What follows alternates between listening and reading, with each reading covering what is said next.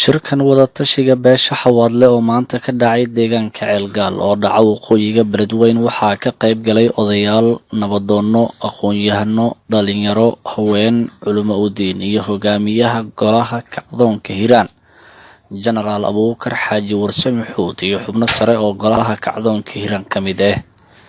Shirkaasi wada-tashiga ah ee beesha Xawaadle maanta ay yeelatay ayaa intii uu socday waxaa lagu qaadadhigay sidii hal meel looga soo wada jeesan lahaa qaadicida maamulka cusub ee Hirshabeelle iyo sidii beeshaasi ay u horumarin lahayd danaheeda kala duwan. Nabadoono, odayaal, waxgarad iyo afhayeenka golaha la magac baxay kacdoonka Hiiraan oo dhammaantood shirka ka hadlay gabagabadiisa ayaa hoosta ka xariiqay in beesha Xawaadle aysan aqoonsanayn maamulka Hirshabeelle waxaana gabagabadii shirka laga soo saaray qodobo dhowr ah oo ay ka mid ahaayeen in Beledweyne ay isaga baxaan madaxda Hirshabeelle ka socota ee magaalada ku sugan. tashanaya beesha ay ka talinteeda ayaa Hiiraan mustaqbalka Hiiraan oo lagu diidan yahay waxyaabaha maalmahan socday oo lagu sheegay Hirshabeelle iyo nimanka ismagacaabay oo ka maaragtay jawhar ka imaaday magac kastay leeyihiin iyo mansab kastay sheeganayaan sida daraadeed waxa la go'aamiyay yani oo si buuxda la isugu raacay dhammaan shirweynaha beesha Xawaadle ka dhacay duleedka magaalada Beledweyne tuulada Ceelgaal in yani waxa weeyaan Hirshabeelle aysan yani aqoonsanayn beeshu qodobka labaad wuxuu yahay in Hirshabeelle magaceeda dadka sheeganaya aysan beeshu aqoonsanayn ay ka baxdo gobolka Hiiraan ku laabato meeshay ka yimaadeen qodobka saddexaad oo ah in ay beesha go'aamisay ayadoo ugu baaqaysa United Nationska qaramada midoobay beesha caalamka AMISOM dawladda federaalka Soomaaliya in laga qaado magaalada Beledweyne nimanka sheeganaya Hirshabeelle ay koow ka yihiin Yuusuf Axmed Hagar Yuusuf Dabageed iyo nimanka sheeganaya xildhibaanada waxa kale oo meeshan lagu cadeeyay inuu magaalada amni darro ka wado qalqal ka wado dhibaato ka wado iska horkeen reer Hiiraan oo ka shaqeynayo ninka lagu sheego inuu xukumo madax ka yahay booliiska Hirshabeelle oo loo yaqaan magaciisa Xasan Dhicisow anu ma garanayo laakiin magacaas ayuu leeyahay la yiri Xasan Dhicisow waa inuu si degdeg ah uga baxaa magaalada Beledweyne go'aamada maanta la gaaray beeshu gaartay ayuu ka mid yahay ninkaas dhibaato badan ayuu u geystay bulshada ganacsiga u geystay nabadgelyada u geystay oo u geystay maaragtay wuxuu ku xadgudbay gabdhihii reer Hiiraan oo ayagoo ilmo haysta ayagoo uur leh ayuu xiray asagoo adeegsanaya dad biiri qaatayaala wax ma garata ah aan waxba ka garanaynin wuxuu bini'aadanimadu tahay xurriyadu tahay sidaa daraadeed waxay mar labaad beeshu ku celinaysaa United Nationska UN-ka xafiiskooda ku yaala sector 4 dhaxdiisa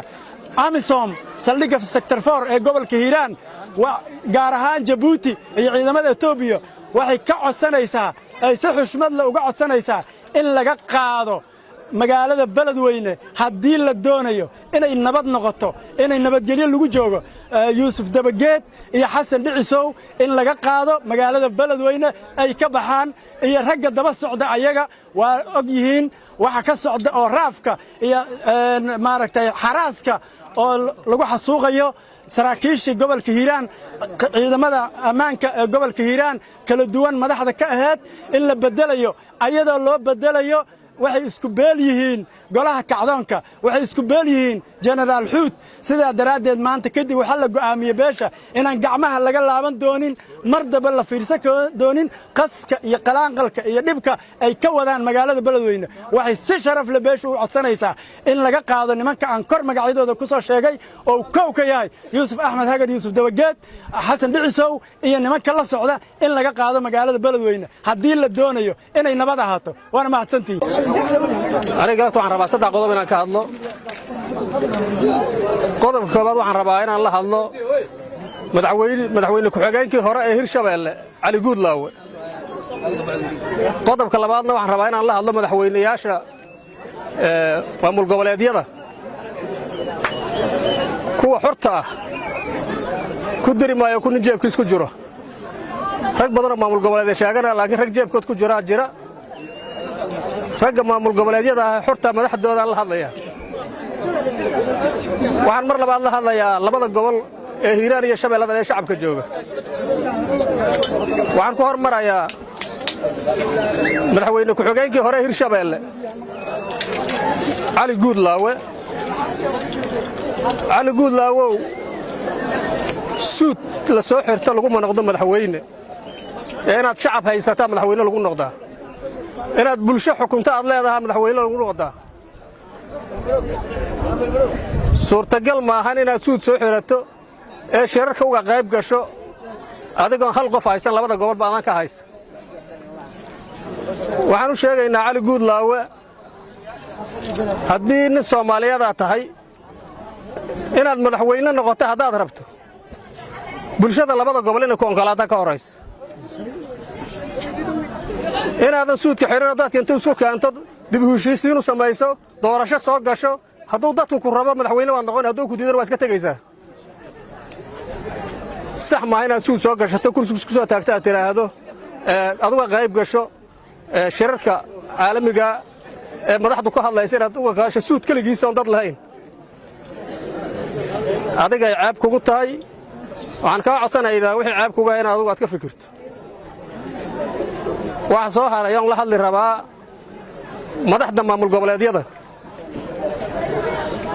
maamul goboleedyada xorta ah ninkaan xor hayn xor maaha madaxda maamul goboleedyada xorta ah waxaan dhiggiin hayn yaa laydi garab fadhiisinin nin suud soo xirtay ee hal qof aysan ka dambayn inuu ida garab fadhiisto ee dooddiinna lagu soo daro waadaa lagu qaada la yidhaa adinkana ceebaydugu tahay annagana qayaanaynugu tahay waxaan idiin sheegaynaa cali guudlaawe inuusan madaxweyne ahayn inaysan labada gobol ongolayn inuu suudka wata wax uga dambaysan jirin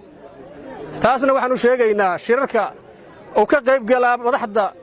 maamul goboleedyada xorta ah inay iska wareejiyaan waxaan u dhigmin shacabka labada gobolna waxaan leeyahay hiiraan iyo shabeellada dhexe dad walaalahaad tihiin dad wada dhashaad tihiin dad isjecelaad tihiin in laysku kiindiraa laga shaqeeyey mustaqbalka waa ogaa doontiin wanaag iyo sharafta aad isku imaan doontiin ayaa laysku kiindirin hiiraan dhexdiisaa laysku diray siyaasiyan aan qara lahayn xilkuu qaaday inuu qalmayaan kala aqoon dadaan ka fikirayn waxa ka dambeeyo dadka isku diraana ka fiirsadaan leh shacabka reer hiiraan mar labaad waxaan ugu hambalyaynaa sida sharafta leh karaamada leh cirdigooda iyo dadnimadooda u ilaashanayaan aadaad u mahadsan tihiin mar labaad waxaan ku celinayaa yaan laysku kiindirin walaalaad tihiin dad isdhalaad tihiin abti iyo habaryaraad tihiin labada gobol waa isjecel yihiin isma necbo waxaa ka shaqaynaa rag cadab oo isku diri raba dadka isku diraa iska jeclaada adig aadaad u mahadsantihin salaamu calaykum waraxmatullahi wabarakaatu salaan dibadeed meeshaan maanta gogol sharaf leh waxaa dhigay madaxda kacdoonka saraakiisha waxaana si mugle ugu soo qayb galay beesha xawaadle ayagoo ujeeddadu ay u dhigeen ay tahay in lagana tashado danaha xawaadle iyo xaaladda socoto oo lagu dhibaataynaayo beesha xawaadle markaan isku nimid war dheer dibadeed go'aanka uu isla gaaray beeshu ay gaartay waxaa akhriyey afhayeenka kacdoonka waxba kaga noqon maayo dadku inay isfahmaana la rabaa annaga cid aan col la nahay haddaan nahay beesha xawaadlo ma jirto beesha xawaadle qabiil ay qoray u qaadatay ay col la tahay ma jiro soomaaliyay maqal reer hiiraanow maqal shabeellaa dhaxow maqal cid aan col la nahay haddaan nahay xawaadle ma jirto waxaan col la nahay oo keliya maamulka gacankurimiska ah ee laga soo abaabulay jowhar ee lagu xumaynaayo ummadda hiiraan deggan oo lagu xaqiraayo xaquuqdu ay leedahay beelu waxaan la dagaalsannahay oo keliya waa hirshabeelle haddaan nahay hirshabeelle haddaan nahay xawaadle ama aan nahay reer hiiraan annaga ma aqoonsanin hirshabeelle mana aqoonsan doonno waan ognahay xaaladda maanta ay mari hayso xoogga dalka soomaaliyeed in la siyaaseey oo hirshabeelle siyaasaddiisii lagu soo daray isla markaasna la beegsanaayo saraakiil xawaadlo ah oo waxay galabsadeen dalka iyo dadka u soo dhintay in laga qaadayo xaquuqdii iyo xilkay lahaayeen isla markaasna la rabo in kuwo kale oo arrinta guracan oo hirshabeelle laga soo maleegay jowhar inay fuliyaan rabo ma u noqon doonto dadka beddelayo nin ahalow sharaf ah waddankiisii joogo ummaddiisa u dhaartay u shaqaynaayo soomaali isugu mid tahay inuu beddelo oo mid kale oo danta aan leho fulinayaa dhahayo ma u suurtogeli doonto inuu ka shaqeeya hiiraan ninka aad beddelaysid iyo ninka aad ku soo beddelaysid ummaddaanu waa u wada dhasheen inay wax dhibaateeyaanna diyaar uma aha haddaa siyaasaddu kaa gashay xoogga dalka soomaaliyeed waxaan ku ogayn dawladda dhexa inay maamusho laakiin inay hirshabeelle maamusho ay hiiraan qas ka samayso ma moodaynin waase dhacday waxaan mari haynaa sagaashankii waagii lalahay xawaadle in xumaantiisa la raaraadinaay oo lalahay sawirka maxamed siyaad barrayna fiiri karin sawiray ka jeesteen xalayay meel fafadhiyeen ceelasha ha la aado xawaadla ha la laayo wixii ka dhacayn waa isla ognahay tiiyoo kale ayaannu lagu qaban dadaa gacanta laga gooyaa naloo suray si aan u baqanno annaga dadaan dugsi qur'aan ayoo akhrisanaa in naloo yimidaa beebba nala mariyey waxaas waa ka soo kabanna annaga xawaadlaa nala yidhaa waana ka kabanaynaa waana ka kaba doonnaa dad baa in la dilaa liilmeedkooda lama qaadi karo wax walba oo xawaadle asoo intaan ka cudud yar oo ka awood yar ayaa u suurtogeli waysay nin kastoo xawaadle inuu gacan geliya u suurtogeli waysay dhuur maajaroona soo maray siyaad barre gacangoyskiisiaana soo maray 19 xero qaxooti in nalagu abuuraana soo martay oo la yidhaha xawaadlaha laga hantiyo dhulkaan in lagu soo duulo guryahayna la fiiqdaana soo martay waxaasoo dhan waana soo mareen maantoo xawaadle intii ka batay ka awood badan yahay ka hub badan yahay ka qori badan yahay ka wiil badan yahay ma suurtogeli kartaa hirshabeelle iyo afarta la socoto inay xawaadle muquuni karaan ma muquuni karaan mana suurtogelayso riyadaasu wax soconayo ama lagu riyoodana ma aha nin garashalena kuma riyoodo waxaannu isugu nimid maanta xaflad weyn oo ay noo dhigeen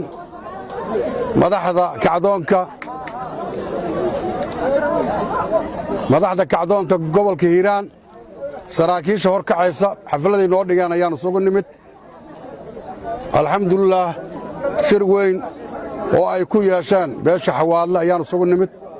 hadalkii intiisa badan war murtiyeedna waa laga soo saaray waana laga hadlay anugu in yaraan ku darayaa awalan waxaan leeyahay hirshabeelle hadda hirshabeelle annagu waxba maanaan ku darsan mana dhisan ciddii dhisatay iyadaa og dadku intaanay wax isku darsan waxa ka horraysa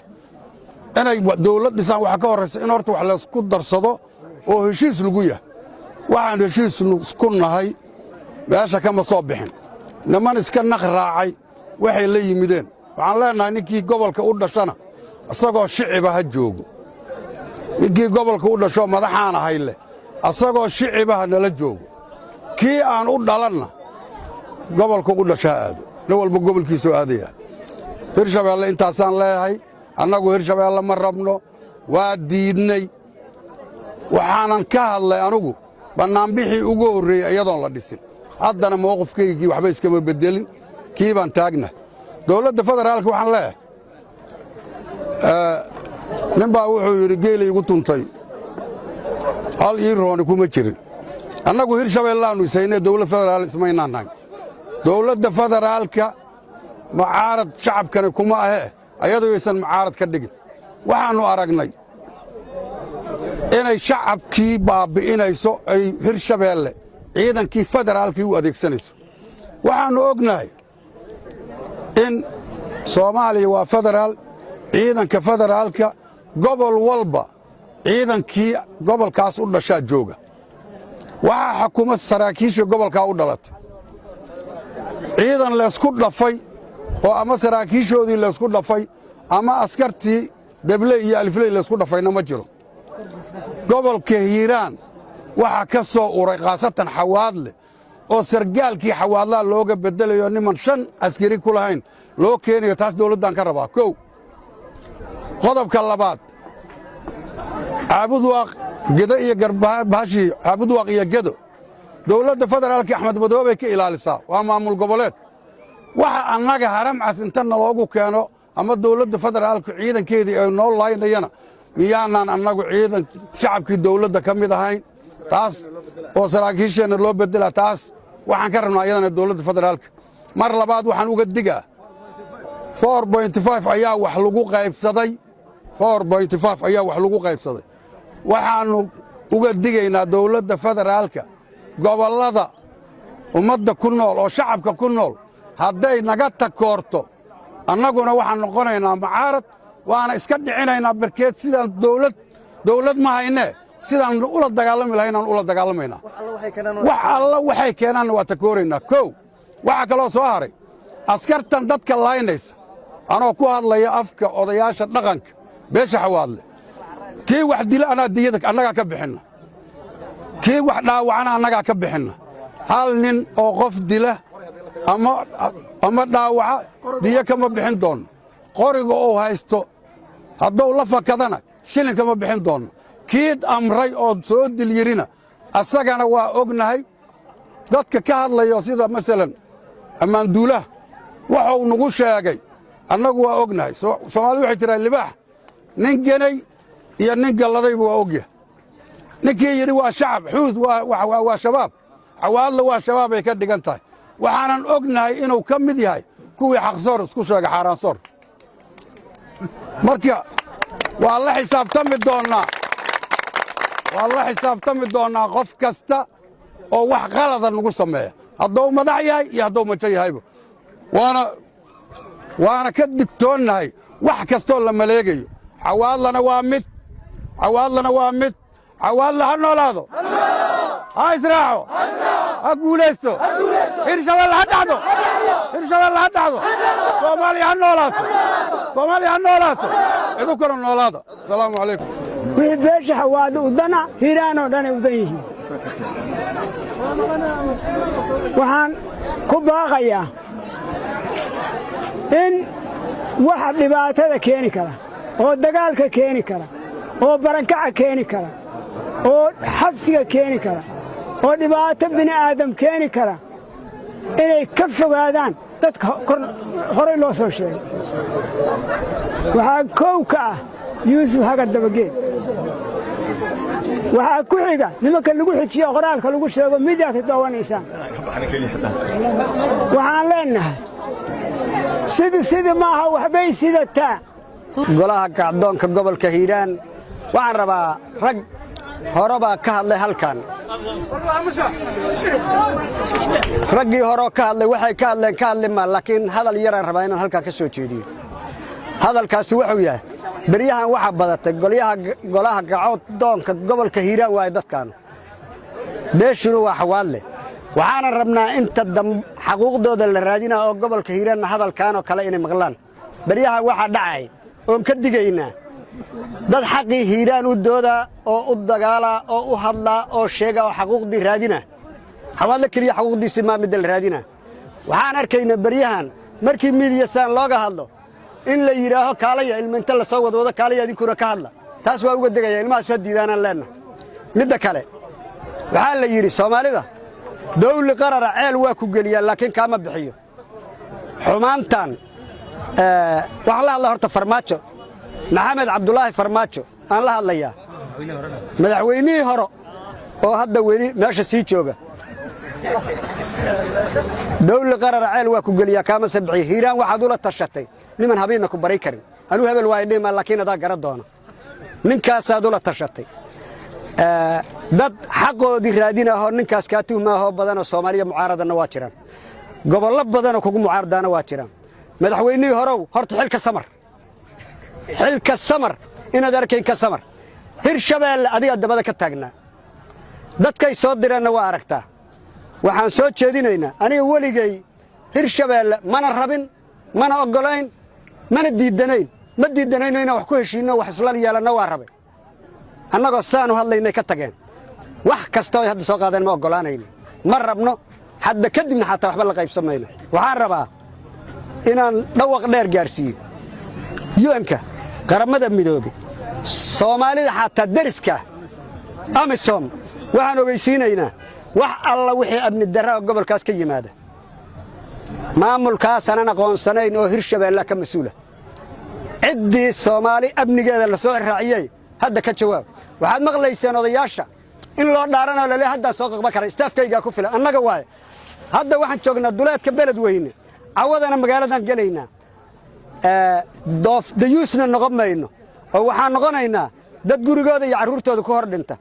waxaan uga digaynaa inay faraqaad dambe sameeyaan gabar dambe oo uurle ay xidhaan wiil dambe ay qabtaan waa ixtiraamayna waxaan lahayn waxaanu dhihin dhaawacaa jira dhimashaa jirta intaas waa fiirinayn sidaa hadda ragga hore u sheegay askarta ciidamada gobolka hiiraan joogta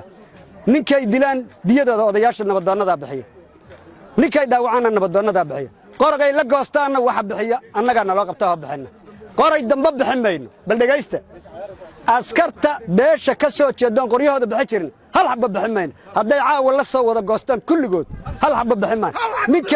ninkay dilaanna hal xabba ka bixin mayno intaasaanu sheegaynaa annagana xoogaan leyna allaahu akbar allaahu akbar allaahu akbar walilaahi alxamdu waxaan leeyahay intaa waxaan la qabaa hadalladii intii hore saaxiibbadayaan la qabaa waxaan rabaa wax yaroo ka duwan inaan ku daro horta hirshabeelle shalayna wax iskuma darsan maantana wax isagama keen darsana marka koobaad waxaan leeyahay marka labaad dowladda federaalka wiilasha annagu waxaan federaal wuxuu leeyahay ciidan wuxuu leeyahay deegaan waluba saraakiishiisa iyo askartiisuna ayagu u gaar yihiin waxaan aragnaa in ciidamadii loo adeegsaday shacabkii ay ka dhasheen hooyooyinkood walaalahood loo adeegsaday ciidamaduna federaal isku tilmaamayaan dawlad isku tilmaamayaan baabi'inayaan dadkii haweenkii urar kala xabsiga ay ku dhalayaan la xirxirayo waxaan aragnaa taas waa isireeb ayaanu aragnaa reer hiiraanna ama xawaadle waa ka tashaday go'aanuu ka gaaray hirshabeelle shalayna wax isuguma keen darsanayn maantana wax isuguma keen darsanayn waxaa kaloon maqlaynaa saraakiisha dhahayso xuud ha la soo qabto xuud waa nin xaqu dirir ah xuud ma aha nin meel cidlaa jooga ma aha xuud ma aha urur xuud ma aha dawlad xuud waxaa waaye waxaa garab taagan reer hiiraan iyo beeshiisaa garab taagan annagaa garab taagan ninkii maanta u rabay inuu xuud soo qabto soo haddaba bannaanka iyo wax dhulka bannaanka kaa aalin bannaankanaysa wax kaa aalin saacadda la taagan yaha soo dhaqaaq taas halkaasaan leennahay waxaan leennahay reer hiiraanow gacmaha isqabsada dalkiinna waa lagu soo duulay dadkiinna waa lagu soo duulay diintiinna waa lagu soo duulay cid kastoo amniga wax ka qabanaysow ama wax ka qabanaysow maanta way taagantahay goortii kurii fandhaal kala dhacaanne cid maxay ahayd waxaa la rabaa waxba lama qaban karo dibi booliyuhuna ma dhalo weyl xalaala waxaan leennahay hirshabeelle waxba isuguma keen darsana asalaamu calaykum waraxmatullahi wabarakaatu inaan maxay ahayd magaaladeenna nalagu cuburiyo nalagu jirdilo gabdhaha uurkale la xiro ilaa iyo haddana mowqifkeenna hirshabeelle ma doonayno ma rabno wixii hirshabeellaana ha nooga baxaan magaalada ma rabno hirshabeelle waana la dagaalamaynaa intii karaankeenna bismillaah magacayga waa run sagaalgeed waxaan caddaynaa anigoo ka mid ah dhallinyartii ku xirneeday labada isbuuc xarunta nabad sugidda CID maxay hatay maamulka hirshabeelle waxaan caddaynaa mowqifkaygii hirshabeelle dooni ma aha inaan ka noqonin lagama yaabo hirshabeelle inaan waqti la qaadanay inaan is sii hayno inay maamul noo sii hayaan lagama yaabo mowqifkaynu waa hirshabeelle ma doonayno hana naga baxaan islaan haddii magaalada annagaa iskale hogaamiyaha golaha la magac baxay kacdoonka hiiraan jenaraal abuukar xaaji warsame xuud oo gabagabadii shirka ka hadlay ayaa ku dhawaaqay in muddo 48 saac gudahood ah ay beledweyne isaga baxaan madaxda kala gedisan ee hirshabeelle ka socota ee beledweyne soo gaartay haatanna ku sugan isbeddelka saraakiisha ciidanka xoogga dalka ee hiiraan lagu sameeyey qaarkood ayuu soo hadal qaaday waxuuna fariimo kala duwan oo digniin iyo baaq isugu jira u diray amisom iyo dowladda dhexe ee Soomaaliya. dhammaan waxaan salaamayaa ummadda Soomaaliyeed mucaaradka dowladda cid walba Soomaali ah intaas ka bacdi waxaan u sheegayaa dowladda federaalka ah reer hiiraan xuquuq badan idinkaga dhex maqan xuquuq badan ay leeyihiin ayaa dowladda federaalka ku maqan waxaan kor u sheegayaa oo hoos u sheegayaa xuquuqdaas inaan la isku laafi doonin way xaq u lahayn annagaa u leh oo federaalka nooga dhex jira boosaskeenii oo dhan rag baa buuxiyey annagana waa ka maqannahay jawaab cadaan ka bixinaynaa haddaan la oggolaanin xaqayaga taas waa midda federaalka hirshabeelle waxaan leeyahay annagii adinka waxba nagama dhexeeyaan waxna nama dhex mari doonaan dibna isugu imaan mayno waxay yeelaysaan hirshabeellaha beledweyne joogo 48 tacdiisan magaalada aga bixin markaan waxbaa dhici doona magaalada khalqalay geliyeen nabadgelyadeedii ay xumeeyeen 11 qofood ay dhaawaceen dad badan ay xirxireen intaas waa dul qaadanayn maanta waxay ka dambeeyeen ma dul qaadanayn hirshabeelle magaalada waa inay kaga baxdaa 48 taac saraakiishii la bedelay si degdega waa in loogu soo celiyaa meeshooda haddii kale ciidan waa wada naqaanaa annaga gobollada federaal waaye gobol walbana ciidankiisaa u joogo sababta ciidankayaga oo reer hiiraana ee gobolkan u dhashay loo badbedelanayo oo dadkan loogu soo bedelayo oon ahayn dadkii u dhashay gobolkani ayadana jawaab waxaa laga rabaa federaalka inuu ka bixiyo mana joojinayno amisom waxaan u sheegayaa annaga hirshabeelle waa diidin khalkhal iyo nabadgelyo xumana waxaa ku haya dalka hirshabeelle hadday amniga inay sugaan rabaan amisom waxaan diyaar u nahay amniga inaan la sugno laakiin waa inay dalka ka baxaan hirshabeelle si kale amniga laguma sugi karo intaa waxaa ii dheer waxa waaye rag iyo dumar galabta wixii halkan isugu yimid akhyaartii odayaashii xawaadloo dhan oon loo kala harin waxaan leeyahay kulligiin waa mahadsantihiin waxaana ku heshiinnay inaan ul iyo diirkeed noqonno xawaadle waa ku midoobay arrintan haddana hawsha inaan wada qabanno oon isku jiho qaadanno oo taargetkeenna uu noqdo hirshabeelle inaan ka saarno beledweyne wasalaamu calaykum waraxmatullaahi wabarakaatu tan iyo markii maamulka hirshabeelle dib loo yaqleelay beledweyne waxaa ka dhacayay shirar iyo banaanbaxyo lagu diidan yahay hannaanka loo maray dhismaha labaad ee maamulka hirshabeelle waxaana xusid mudan in muddo 3 bil ku dhow magaalada beledweyne uu ku fashilmay in uu yimaado madaxweynaha hirshabeelle cali cabdulaahi xuseen guudlaawe isku soo wada duuba madaxda cusub ee maamulka hirshabeelle ayaa ku guuldareystay durba in ay la yimaadaan qorshe siyaasadeed oo cad oo ay ku wajahayaan dadka tabashada qaba ee maamulka ka soo horjeeda marka laga yimaado xarig aburin iyo handadaad bulshada qaarkood loo geysanayo sida qaar ka mid ah dadkii dhawaan xabsiga laga dhigay warbaahinta ay u sheegeen. Maxamed Ibrahim Siyaad, Hiiraan Television, Beledweyne.